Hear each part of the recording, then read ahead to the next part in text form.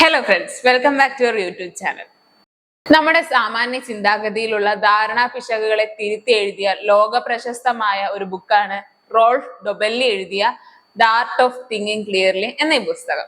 നമ്മുടെ ദൈനംദിന ജീവിതത്തിലെ തെറ്റുകുറ്റങ്ങളെ മനസ്സിലാക്കാൻ ഈ പുസ്തകം കൊണ്ട് സാധിക്കും. നമ്മുടെ ഭാവിയെ തന്നെ മാറ്റിമറിക്കാനായിട്ട് വളരെ ഹെൽപ്ഫുള്ളും കൂടെയാണ് ഈ പുസ്തകം. നമ്മുടെ ജീവിത സാഹചര്യങ്ങളിൽ നമുക്കുണ്ടാകുന്ന വലിയ തെറ്റുകളെ മനസ്സിലാക്കുകയും ഒഴിവാക്കുകയും ചെയ്യുകയാണെന്നുണ്ടെങ്കിൽ നമ്മുടെ ലൈഫിൽ ഒരു വലിയ മാറ്റം കൊണ്ടുവരാൻ സാധിക്കുമെന്ന് നമുക്കറിയാം. അത് തന്നെയാണ് ഇവിടെ റോൾഫ് ഡൊബെല്ലിയും പറയുന്നത്. All we need is to reduce irrationality, straightforward and transparent thinking.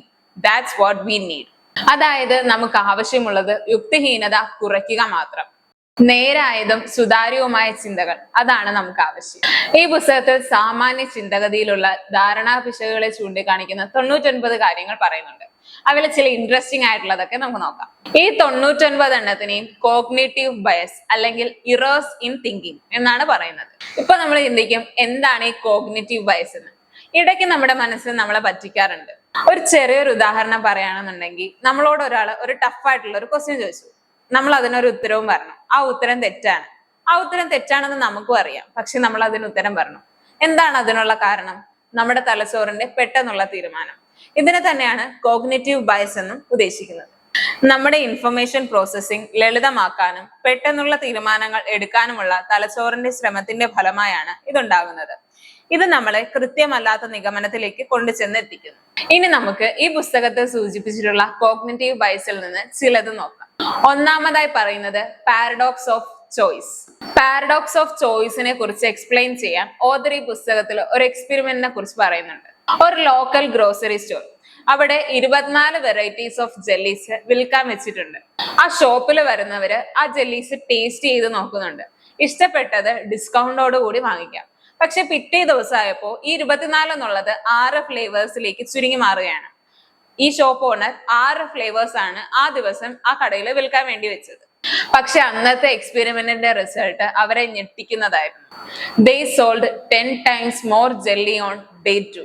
അതായത് തലേ ദിവസത്തെക്കാളും ലാഭം അവർക്കുണ്ടായത് വളരെ കുറച്ച് ജെല്ലി മാത്രം വിൽക്കാൻ വെച്ച ആ ഒരു ദിവസമായിരുന്നു. ഈ ഒരു കാര്യം കൺഫേം ചെയ്യുന്നതിന് വേണ്ടിയിട്ട് പല ദിവസങ്ങളിലായിട്ട് ഫ്ലേവേഴ്സ് കൂട്ടിയും കുറച്ചും അവര് ഷോപ്പിൽ വിൽക്കാൻ തുടങ്ങി. പക്ഷെ അവരെ ഞെട്ടിച്ച ഒരു കാര്യം എന്ന് പറയുന്നത്, സെയില് കൂടുതലായിട്ട് നടന്നത് ഫ്ലേവേഴ്സ് കുറച്ച് വെച്ച ദിവസങ്ങളിലായിരുന്നു. ഇതിന്റെ കാരണത്തെയാണ് പാരഡോക്സ് ഓഫ് ചോയ്സ് എന്ന് പറയുന്നത്. ചുരുക്കി പറഞ്ഞാൽ, നമ്മുടെ ബ്രെയിൻ ഒരു പരിധിയിൽ കൂടുതൽ ചോയ്സ് കിട്ടിക്കഴിഞ്ഞാൽ ഒരു കൺഫ്യൂസ്ഡ് സ്റ്റേജിലായിരിക്കും. അതായത് നമ്മുടെ ബ്രെയിനിന് ഒരു കറക്റ്റ് ആയിട്ടുള്ള ഡിസിഷൻ എടുക്കാനായിട്ട് സാധിക്കില്ല. ഇത് നമ്മുടെ ഡിസിഷൻ മേക്കിങ്ങിന് വളരെ വലിയൊരു ഇമ്പാക്ട് തന്നെ ആയിരിക്കും ഉണ്ടാക്കുന്നത്. ഇതുകൊണ്ട് തന്നെയാണ് നമ്മൾ ചില കാര്യങ്ങളിൽ തെറ്റായിട്ടുള്ള തീരുമാനങ്ങളും എടുക്കുന്നത്. അതുകൊണ്ട് നമ്മൾ എന്ത് സാധനം വാങ്ങിക്കാൻ ശ്രമിക്കുമ്പോഴും ഒത്തിരി ചോയ്സ് വെക്കാതിരിക്കുക എന്നാണ് ഓഥർ പറയുന്നത്. കാരണം ഒത്തിരി ചോയ്സ് വെക്കുകയാണെന്നുണ്ടെങ്കിൽ നമുക്ക് ഏത് സെലക്ട് ചെയ്യണം എന്നുള്ളത് വളരെ കൺഫ്യൂസ്ഡ് ആയി തോന്നും. പക്ഷെ നമ്മൾ കുറച്ച് ചോയ്സസ് മാത്രമാണ് വെക്കുന്നതെന്നുണ്ടെങ്കിൽ നമുക്ക് ഏത് നല്ല രീതിയിൽ സെലക്ട് ചെയ്യാനായിട്ട് സാധിക്കും. അടുത്തതായി പറയുന്നത് സങ്ക് കോസ്റ്റ് ഫാലസി. നമ്മുടെ ജീവിതത്തിൽ നമ്മൾ എല്ലാവരും എക്സ്പീരിയൻസ് ചെയ്തിട്ടുള്ള കാര്യങ്ങളാണ് ഈ സങ്ക് കോസ്റ്റ് ഫാലസിയിൽ വരുന്നത്. ഒരു ഉദാഹരണം പറയുകയാണെന്നുണ്ടെങ്കിൽ, വളരെ ഹൈപ്പോട് കൂടി ഒരു സിനിമ റിലീസ് ആവുകയാണ്. നമ്മൾ പൈസ കൊടുത്ത് ടിക്കറ്റ് എടുത്ത് സിനിമ കാണാൻ വേണ്ടി പോവുക. പക്ഷെ സിനിമ തുടങ്ങിയപ്പോഴേ നമുക്ക് മനസ്സിലായി സിനിമ ഒന്നിനും കൊള്ളില്ലെന്ന്. പക്ഷെ എന്നാലും നമ്മൾ ആ സിനിമ കാണേണ്ടി വരും. കാരണം എന്താ? നമ്മൾ പൈസ കൊടുത്താണ് ആ ടിക്കറ്റ് എടുത്ത് സിനിമയ്ക്ക് പോയത്. നമ്മുടെ പൈസ അതിലേക്ക് പോയി. ഇതിന് തന്നെയാണ് ഈ സങ്ക് കോസ്റ്റ് ഫാലസി എന്ന് പറയുന്നത്.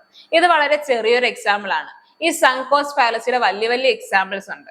ഒരു എക്സാമ്പിൾ പറയുകയാണെന്നുണ്ടെങ്കിൽ, നമ്മൾ ഷെയർ മാർക്കറ്റിലേക്ക് പൈസ ഇൻവെസ്റ്റ് ചെയ്യാണ്. നമ്മൾ കുറച്ച് ഷെയർസ് ഒക്കെ വാങ്ങിക്കുകയാണ്. ഈ ഷെയർസ് വാങ്ങിച്ചതിന് ശേഷം കുറെ നാളുകൾക്ക് ശേഷം ഇതിന് വലിയൊരു ലോസ് ഉണ്ടാവും. ഇത് വിറ്റ് പോകേണ്ട ഒരു അവസ്ഥ ഉണ്ടായിട്ട് നമ്മൾ അത് വിൽക്കുന്നില്ല. അതിന്റെ റീസൺ തന്നെയാണ് ഈ സങ്ക് കോസ്റ്റ് ഫാലസി കൊണ്ടും ഉദ്ദേശിക്കുന്നത്. അടുത്തതായി പറയുന്നത് ബിഗിനേഴ്സ് ലക്കിനെ കുറിച്ചാണ്. എന്താണ് ഈ ബിഗിനേഴ്സ് ലക്ക് എന്ന് നമുക്ക് എല്ലാവർക്കും അറിയാം. ഒരു എക്സാമ്പിൾ പറയുകയാണെങ്കിൽ, നമ്മൾ ഒരു സംരംഭമോ അല്ലെങ്കിൽ ഒരു ബിസിനസ്സോ സ്റ്റാർട്ട് ചെയ്യുകയാണെന്നുണ്ടെങ്കിൽ വിജയവും പരാജയവുമാണ് അതിന്റെ 2 ഘടകങ്ങൾ എന്ന് പറയുന്നത്. തുടക്കക്കാർ ഒരു കാര്യത്തിൽ പരാജയപ്പെട്ടു കഴിഞ്ഞാൽ അത് തുടക്കമാണ് എന്ന് നമുക്ക് പറയാം. ആ പരാജയത്തിൽ നിന്ന് ഒത്തിരി നമുക്ക് പഠിക്കാനും സാധിക്കും. എന്നാൽ തുടക്കക്കാർ ഒരു കാര്യത്തിൽ വിജയിച്ചു കഴിഞ്ഞാൽ അവർ എപ്പോഴും വിജയിച്ചുകൊണ്ടിരിക്കും. എന്നാൽ തുടക്കക്കാർ ഒരു കാര്യത്തിൽ വിജയിച്ചു കഴിഞ്ഞാൽ ആ കാര്യത്തിലേക്ക് പിന്നെയും പൈസ ഇൻവെസ്റ്റ് ചെയ്തുകൊണ്ടിരിക്കും. എന്നാൽ ഒരു ഘട്ടത്തിൽ പരാജയം ഉണ്ടായി കഴിഞ്ഞാൽ അവിടെ എന്ത് ചെയ്യണമെന്ന് അവർക്ക് അറിയില്ല. ആ പണം നഷ്ടമാവുകയും ചെയ്യും.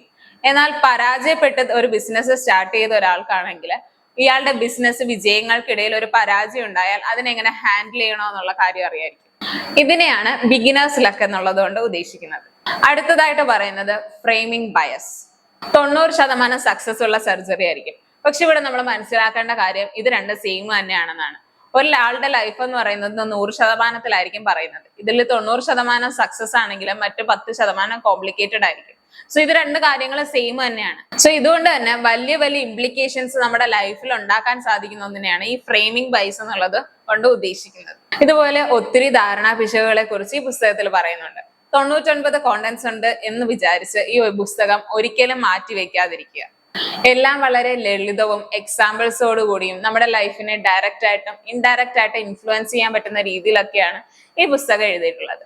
സോ കൂടുതൽ കാര്യങ്ങൾ അറിയുന്നതിന് വേണ്ടിയിട്ട് എല്ലാവരും ഈ പുസ്തകം വാങ്ങിച്ച് വായിക്കുക. അപ്പോൾ എല്ലാവർക്കും ഈ വീഡിയോ ഇഷ്ടപ്പെട്ടു എന്ന് വിചാരിക്കുന്നു. മറ്റൊരു വീഡിയോ കാണുന്നത് വരെ എല്ലാവർക്കും ബൈ.